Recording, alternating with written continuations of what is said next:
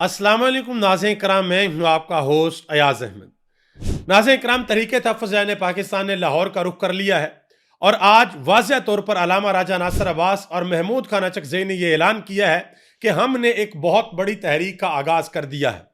आज उनके काफिले के ऊपर बाकायदा तौर पर हमला किया गया, उनके लोगों को गिरफ्तार करने की कोशिश की गई, जिन लोगों ने उनका इस्तकबाल करना था उनका रास्ता भी रोकने की कोशिश की गई। एक मौका तो ऐसा भी आया कि अलामा राजा नासिर अब्बास ने यह ऐलान किया कि अगर हमारे काफिले को ना चलने दिया गया तो हम लाहौर की जानब पैदल मार्च करेंगे। उसके बाद ही पुलिस बहुत ज्यादा परेशान हुई। ये सारी तफसीलात आपके सामने रखने के लिए जा रहा हूं। नाज़रीन कराम, आज से लेकर अगले 4-5 दिन पाकिस्तान की सियासत के अंदर इंतहाई अहम है।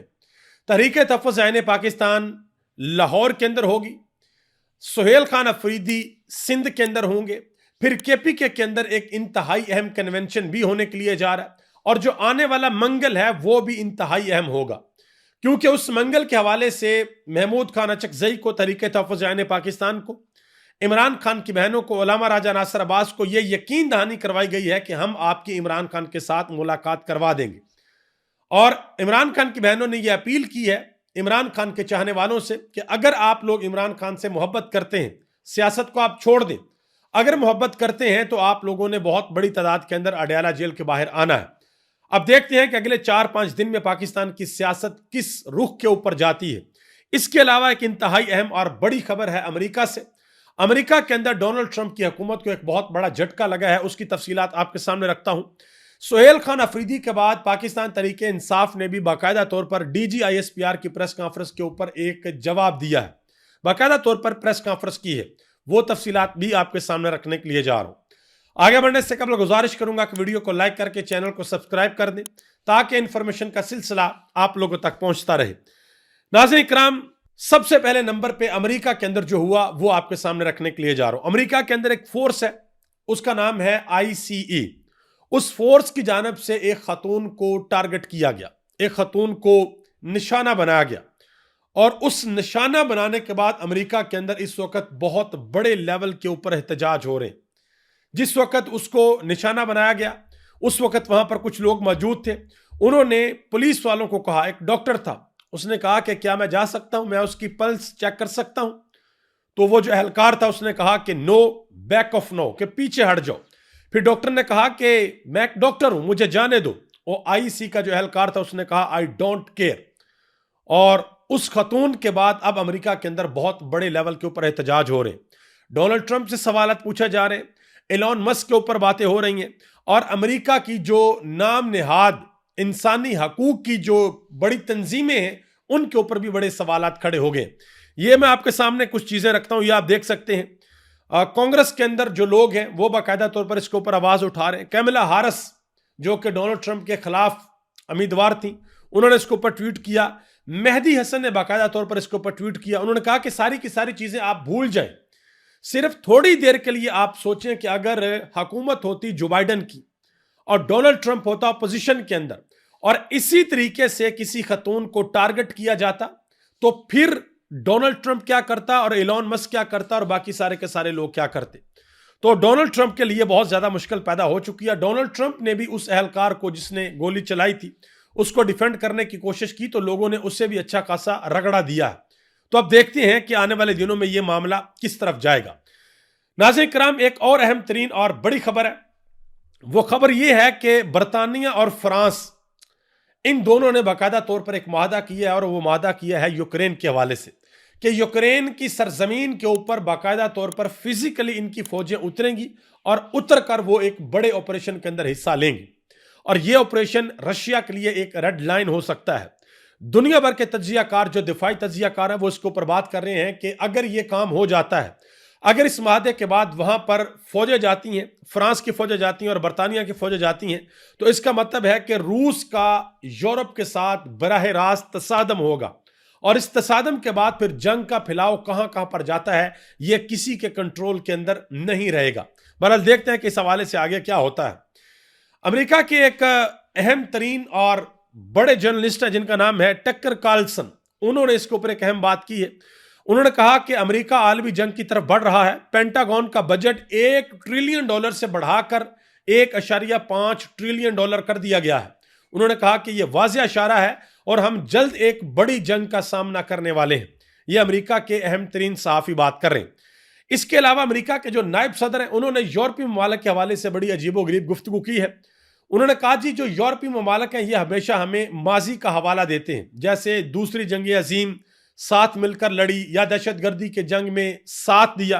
उन्होंने कहा कि उस सब के लिए हम उनके शुक्रगुजार हैं, लेकिन ये आपके 25 साल पहले कोई अक्लमंदी थी, इसका मतलब ये हरगज नहीं कि आप कभी बेवकूफ़ी नहीं कर सकते।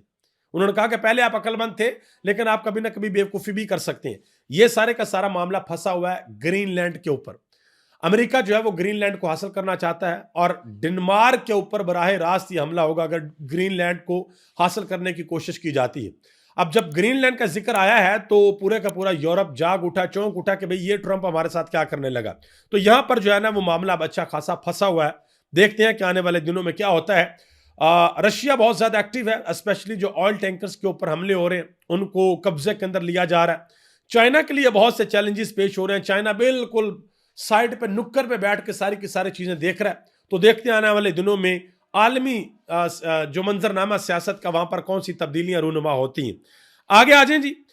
अगला जो हफ्ता है 8 जनवरी से लेकर 12 जनवरी तक, ये इंतहाई अहम है। आज तहरीक तहफ़्फ़ुज़ जाने पाकिस्तान लाहौर की जानब बढ़ी है। कल जो है वो सोहेल खान अफरीदी कराची जाएंगे, सिंध का दौरा करेंगे।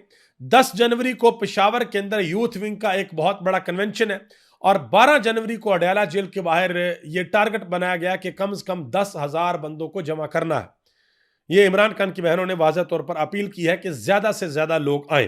तो देखते हैं कि इस हवाले से क्या होता है।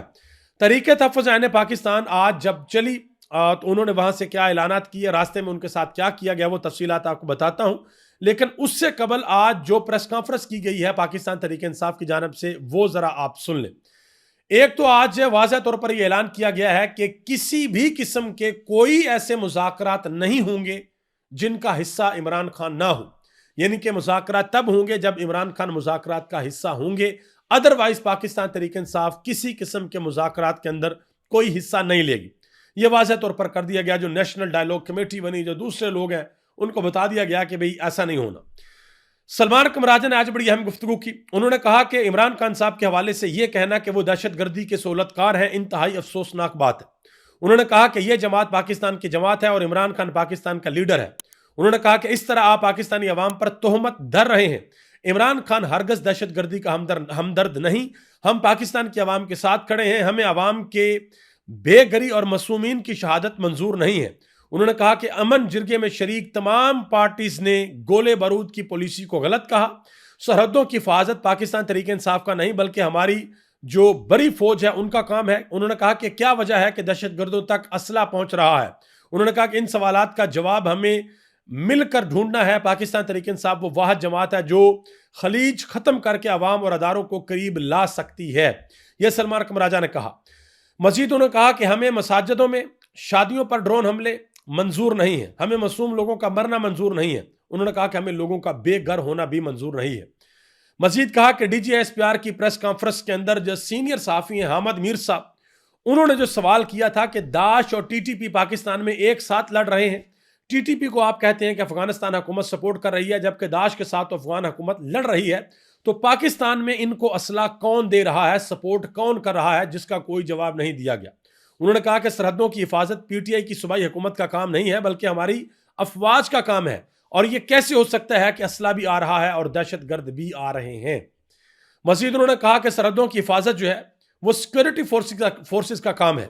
अगर मुल्क में दहशतगर्द आ रहे हैं तो यह सवाल PTI से नहीं पूछना चाहिए। उन्होंने कहा कि अफगान हुकूमत से डायलॉग की बात इमरान खान करते हैं, यह डायलॉग आपको भी करना पड़ेगा। यह सलमान कमराजा ने अहम तरीन बातें की। और असद कैसर ने बाकायदा तौर पर उस जिरगे का अलामिया भी रख दिया सामने जो सोहेल खान अफरीदी की क़यादत में खैबर पख्तूनख्वा की असम्बली में तमाम सियासी जमातों को, तमाम मकातब फ़िक्र जितने भी लोग हैं उनको बुलाया गया था और जो मजहबी जमातें थी उनको भी बुलाया गया था। सब लोगों को बुलाकर मुतफ़िक़ा तौर पर एक अलामिया जारी किया गया था। वो अलामिया आज उन्होंने सामने रखा। अलामा राजा नासिर अब्बास और महमूद खान अचकज़ई की क़यादत में तहरीक तहफ़्फ़ुज़ जाने पाकिस्तान आज लाहौर की जानब आई है। रवानगी से कबल महमूद खान अचकज़ई ने यह बयान दिया। انہوں نے کہا کہ ہم نے تحریک شروع کر دی ہے, اب 8 فروری کو ہو کا عالم ہونا چاہیے. انہوں نے کہا کہ رکشے نہیں چلنے چاہیے, ٹیکسی وغیرہ سب بند رکھیں. انہوں نے کہا کہ یہی پیغام لے کر ہم پنجاب کے اندر جا رہے ہیں. مزید انہوں نے کہا کہ ہم کسی کو گالی دینے کے لیے نہیں نکلے, نہ کسی کے علاقے کو فتح کرنے کے لیے نکلے ہیں. ہمارا صاف نعرہ ہے ظلم مٹانے نکلے ہیں اور ہمارے ساتھ چلو. یہ انہوں نے باقاعدہ طور پر اپنی تحریک اپنے قافلے کا سلوگن دے دیا ہے, اور راستے میں ان کے قافلے کے اوپر باقاعدہ طور پر نامعلوم افراد کی جانب سے حملہ کیا گیا, گاڑیوں کو توڑا گیا, اور علامہ راجہ ناصر عباس کے بھائی ہیں شاید یا بیٹے ہیں, ان کو گرفتار کیا گیا. گرفتار کر کے پہلے جو پولیس ہے وہ مانتی نہیں تھی کہ ہم نے گرفتار کیا, بعد میں کسی نے گاڑی کے اندر دیکھ لیا, پھر ان کو ایک تھانے کے اندر لے گئے, اور ابھی اطلاعات ہیں کہ تقریباً 2 گھنٹے بعد ان کو چھوڑ دیا گیا تھا. اخوان زادہ حسین جو کہ تحریک تحفظ عن پاکستان کے اطلاعات کا حصہ ہیں, انہوں نے کہا کہ ہمیں آج نماز بھی نہیں پڑھنے دی گئی. انہوں نے کہا کہ یہ پنجاب حکومت کا اصل چہرہ ہے. ریحانہ ڈار جو ہے وہ گجرانوالہ جا رہی تھی, انہوں نے محمود خان اچکزئی اور علامہ راجہ ناصر عباس کے قافلے کا استقبال کرنا تھا. ان کی گاڑی کو بھی پولیس نے راستے کے اندر روک لیا اور نہیں جانے دیا. اور جس وقت علامہ راجہ ناصر عباس کو روکا گیا تو انہوں نے کہا کہ اگر آپ لوگوں نے ایسا کرنا ہے تو پھر ہم جو ہے وہ ہم پیدل چلیں گے, ہم پیدل مارچ کریں گے. تو پھر پولیس والوں کو سمجھ آ گئی کہ یہ تو کام خراب ہو جائے گا اگر انہوں نے پیدل مارچ کرنا ہے. تو اب آگے آ جائیں جی.